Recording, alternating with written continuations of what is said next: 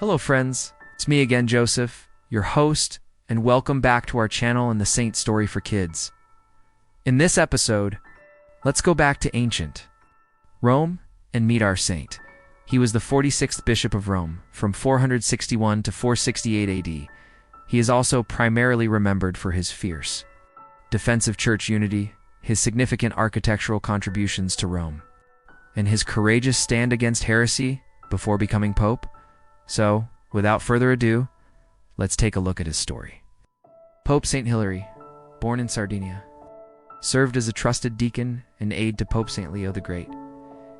His early career saw him as a papal legate, notably at the controversial Robber Synod of Ephesus in 449. There he bravely confronted the Monophysite heresy, which denied the full humanity of Christ, enduring attacks from its followers. He famously stood alone to oppose the condemnation of Saint Flavian, shouting the single word contradiciture, which means it is contradicted to annul the sentence in the Pope's name. He barely escaped with his life, hiding in a crypt dedicated to Saint John the Evangelist, before fleeing back to Rome, ascending to the papacy in 461 as the 46th Pope. Hilary continued the strong leadership of his predecessor. He tirelessly worked to confirm the decrees of various general councils, ensuring the purity of Christian doctrine against heresies like Nestorianism and Arianism. A key focus of his pontificate was the reform of episcopal discipline. Some of his encyclicals were in the interests of increased discipline. Synod was to be convened yearly by the Bishop of Arles, but all important matters were to be submitted to the Apostolic See. No bishop could leave his diocese without written permission from his archbishop. Church property could no longer be sold until a synod had examined the cause of the sale. Pope Hilary gave decisions to the churches of Spain, which sometimes tended to operate outside the papal orbit.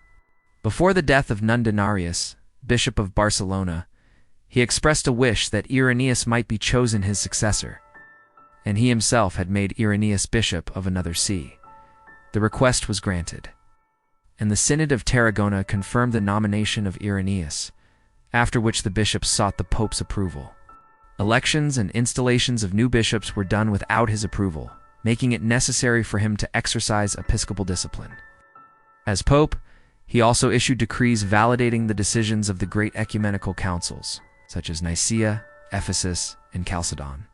While defending the rights of bishops, he also exhorted them to live virtuously and dedicate themselves fully to God, thereby strengthening the moral authority of the Church.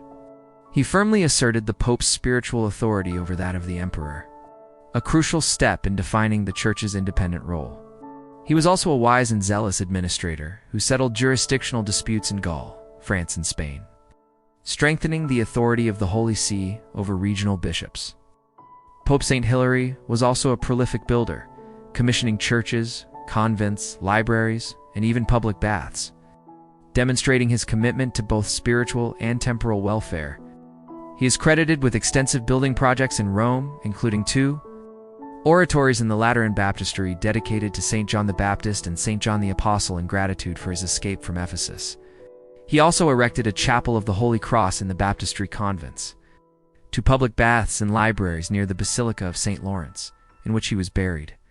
His Synod of 465 provides invaluable insight into early church governance. The Roman Synod of the 19th of November 465 was held at the Basilica of Santa Maria Maggiore, which settled the matter.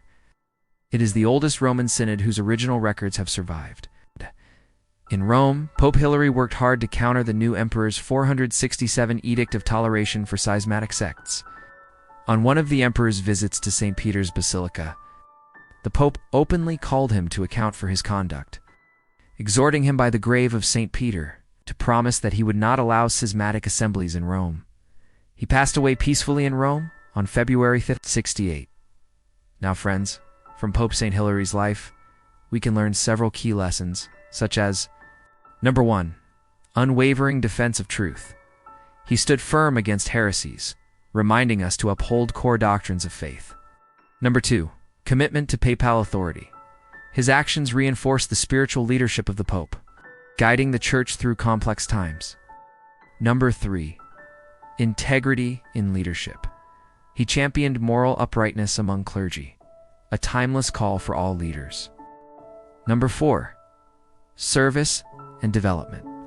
His building projects show a dedication to serving the community and fostering intellectual and spiritual growth. Number 5. Courage in adversity. Facing opposition, he remained steadfast in his mission. Now, friends, let's end our session today with a simple prayer inspired by the life of Pope Saint Hilary. Dear Lord, grant me the courage of Saint Hilary to speak the truth even when I am alone. Give me a heart of gratitude for the protection you provide in my times of trouble. Help me to build up your church, not just with stones and wood, but with peace, unity, and a firm faith.